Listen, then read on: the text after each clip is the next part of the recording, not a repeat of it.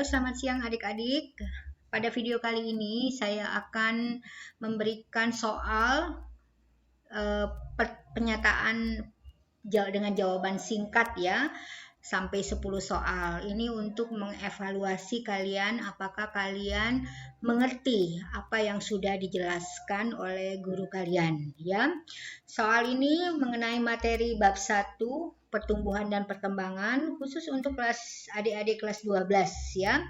Jadi sebelumnya kalian bisa juga melihat video saya ya tentang pertumbuhan dan perkembangan. Itu ada 3 video dari part 1 sampai part 3 ya. Oke, nah saya akan memberikan 5 soal terlebih dahulu di sini ya. Kalian bisa lihat dulu pertanyaannya ya, kemudian kalian lihat apakah kalian bisa menjawab soal-soal tersebut ya. Kalau bisa videonya di pause dulu ya. Nah, kalau kalian sudah bisa menjawab soal-soal ini, setidaknya secara garis besar kalian mengerti apa yang sudah dijelaskan oleh guru kalian masing-masing. Oke? Oke, sekarang saya akan memberikan jawabannya ya. Jadi kalian bisa menyamakan apakah jawaban yang saya buat betul atau tidak ya. Oke. Jadi soal nomor 1 di situ dikatakan bahwa salah satu gejala yang dimiliki oleh makhluk hidup adalah pertumbuhan dan perkembangan. Yang dimaksud dengan pertumbuhan adalah titik-titik. Oke. Kalian bisa, kalau kalian masih belum bisa menjawab, berarti kalian bisa melihat video saya di pertumbuhan dan perkembangan part 1 ya. Pertumbuhan itu adalah bertambahnya jumlah sel yang dapat diukur atau yang namanya kuantitatif ya, dan tidak dapat balik atau irreversible. Nah, pertumbuhan jumlah sel ini mengakibatkan tubuh menjadi lebih tinggi, lebih besar ya. Jadi dengan kata lain kalian bisa membuatnya menjadi proses bertambah tingginya badan, bertambah besarnya badan ya untuk pertumbuhan. Jadi semuanya benar ya. Oke, kemudian lanjut. Dan perkembangan adalah masih mengenai teorinya ya. Perkembangan itu adalah proses terdiferensiasinya sel. Jadi sel mengalami menuju bentuk yang berbeda, itu namanya diferensiasi. Sehingga membuat sel itu mempunyai fungsi yang berbeda dengan sel yang lainnya. Atau ada juga yang disebut dengan proses menuju kematangan ya. Ini disebut juga dengan perkembangan ya. Lanjut lagi. Keduanya terjadi secara bersamaan atau berbarengan ya. Oke. Itu soal nomor 1. Udah benar belum kalian? Kalau udah benar bagus sekali ya. Oke, sekarang nomor 2. Katanya alat reproduksi pada tumbuhan spermatopita adalah biji. Pada tumbuhan biji tertutup, biji mengandung titik-titik. Iya, tumbuhan biji tertutup disebut angiosperma ya. Itu untuk menjawab, misalkan kalian belum bisa menjawabnya, maka kalian bisa melihat video saya pertumbuhan dan perkembangan part 2 ya, part 2. Oke, jadi biji itu akan mengandung embrio pastinya, sehingga dianya bisa menjadi tumbuhan baru ya, yang dibungkus oleh kotiledon tentunya ya. Tapi khusus untuk biji dikotil, tumbuhan biji tertutup itu dia juga dilindungi oleh yang namanya endosperma. Tapi di sini saya tulis kotiledon ya, dan biji dilindungi oleh kulit biji. Oke, sampai situ. Lanjut lagi kita ke nomor 3.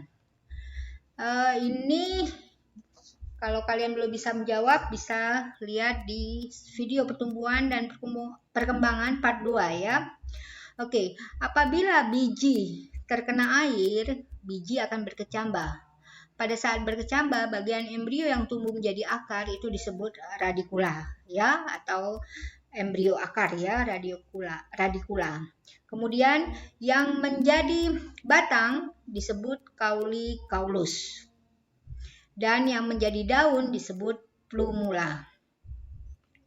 Ada dua tipe perkecambahan, yaitu epigeal. Kalian udah tahu epigeal ini adalah perkecambahan di mana kotiledon atau hipokotilnya itu terangkat ke permukaan tanah, ya. Itu terjadi pada kacang-kacangan. Kemudian kita lanjutkan lagi, dan hipogeal. Hipogeal itu berarti perkecambahan di mana hipokotilnya tetap ada di dalam tanah, ya, tidak keluar. Oke. Nomor 4 lanjut. Pertumbuhan pada tumbuhan dibedakan menjadi dua, yaitu pertumbuhan primer terjadi pada pertumbuhan ujung batang dan ujung akar. Serta pertumbuhan sekunder itu akibat aktivitas kambium yang menyebabkan pertumbuhan batang menjadi membesar, ya, itu pertumbuhan sekunder.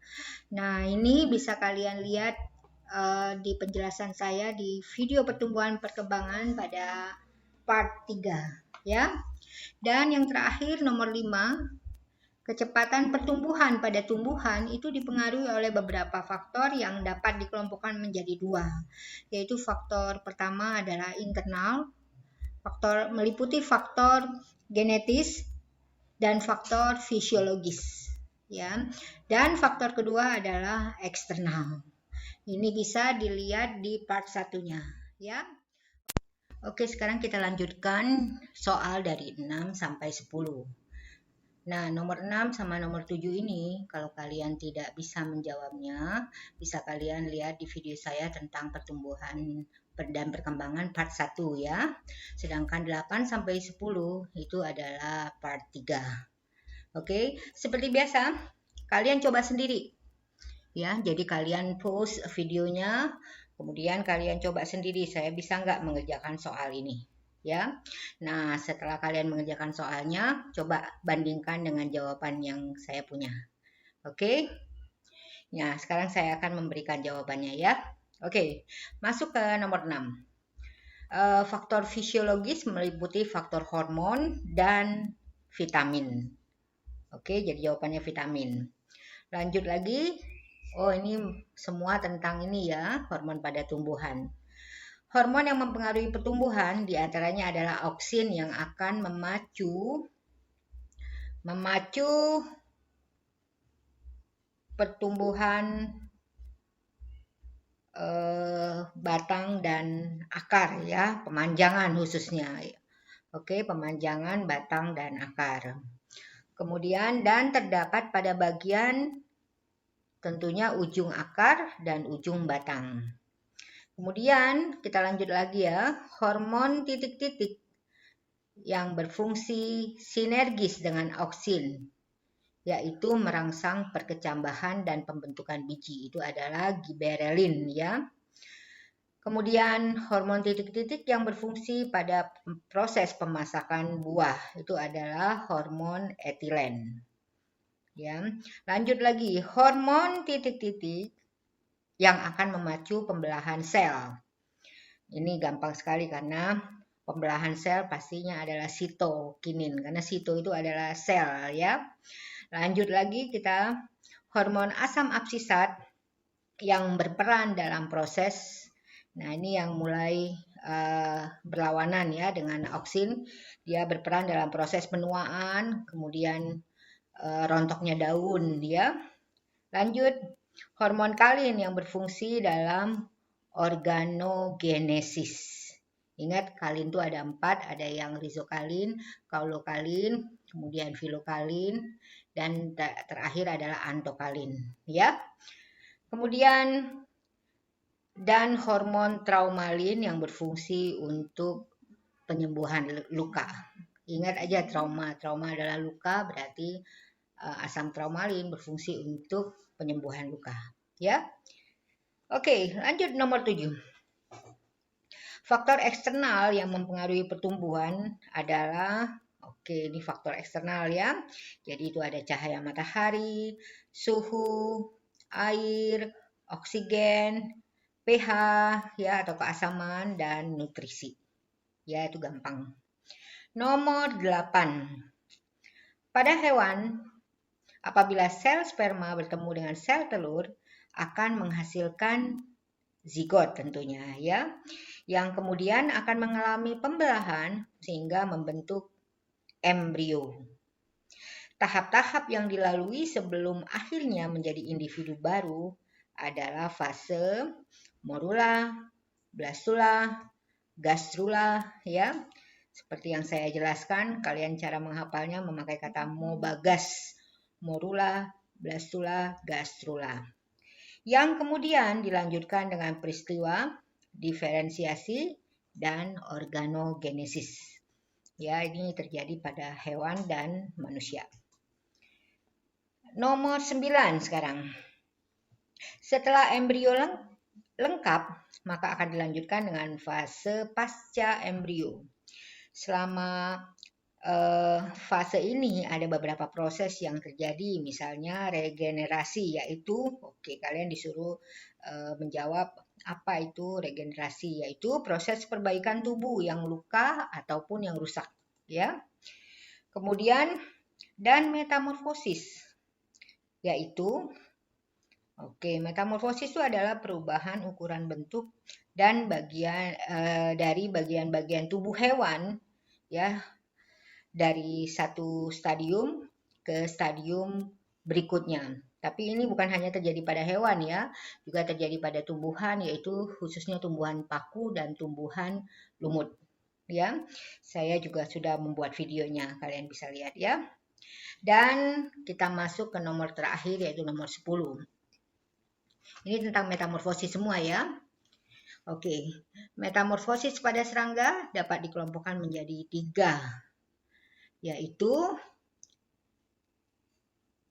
yang artinya tidak mengalami. Yang artinya tidak mengalami metamorfosis itu adalah ametabola, ya. Kemudian ada yang kedua, holometabola. Itu artinya metamorfosis tidak metamorfosis sempurna. Ya, jadi holometabola itu artinya metamorfosis sempurna, ya. Dan hemimetabola yang artinya metamorfosis tidak sempurna. Oke? Ini pernah kita belajar dari SD sampai SMP juga pernah belajar ya. Lanjut lagi yuk. Serangga yang mengalami metamorfosis holometabola apabila telurnya menetas itu akan menjadi larva atau ulat ya. Oke. Kemudian akan berubah menjadi pupa atau kepompong dan akhirnya membentuk serangga dewasa atau yang disebut dengan imago ya. Itu yang metamorfosis sempurna. Kemudian serangga yang mengalami metamorfosis hemimetabola atau metamorfosis tidak sempurna, apabila telurnya menetas dia akan menjadi nimfa atau serangga kecil. Jadi dia tidak mengalami yang namanya larva atau ulat ya. Kemudian akan berubah dari nimfa tadi akan berubah menjadi imago atau serangga dewasa. Ya. Jadi itu saja soal mengenai bab 1 pertumbuhan dan perkembangan. Mudah-mudahan ini bisa membantu kalian belajar ya. Oke, terima kasih.